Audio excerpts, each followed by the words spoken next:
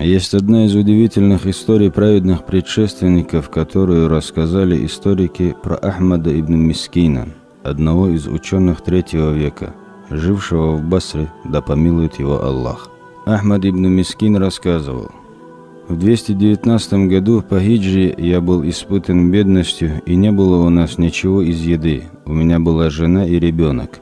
Мы так голодали, что голод сворачивал наши желудки. Я собрался и решил продать дом и переехать. И вот я вышел найти покупателя. По пути я встретил Абу Насра и рассказал ему о своем намерении продать дом. Он дал мне 2 хлебные лепешки, между которыми была халва, и сказал: накорми ими свою семью.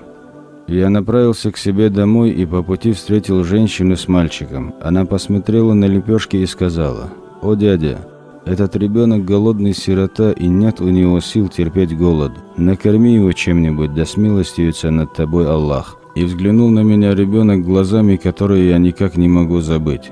И в это мгновение мне показалось, что рай снизошел на землю, предлагая себя тому, кто накормит этого бедного и слабого ребенка и его мать. И я отдал, что держал в руке той женщине, со словами: «Возьми и накорми своего ребенка. Клянусь Аллахом, что нет у меня ни еды, ни золота, и поистине в моем доме те, кто больше нуждаются в этой еде».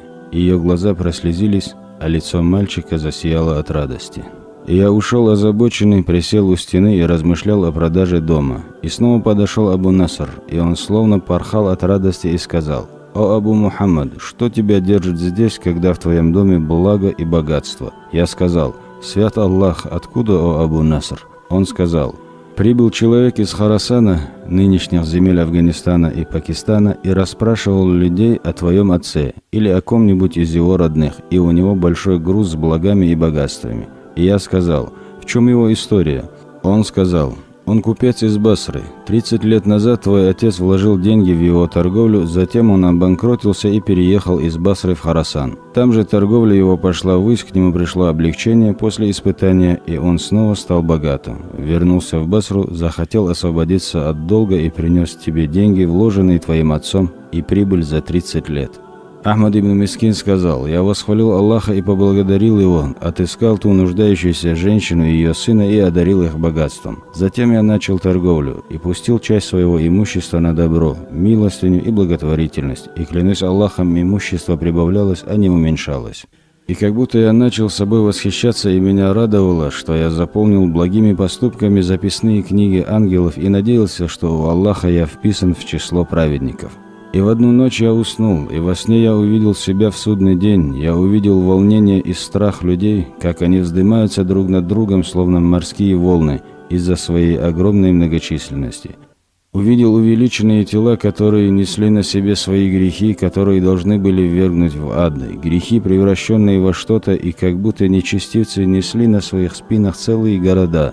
Затем расставили весы и привели меня, дабы взвесить мои деяния. И мои плохие поступки положили в одну чашу, а книги записей моих благих поступков бросили в другую чашу, и книги записей пошли вверх, а плохие поступки вниз. Затем ангелы начали перекладывать в чашу по одному благому поступку, что я делал.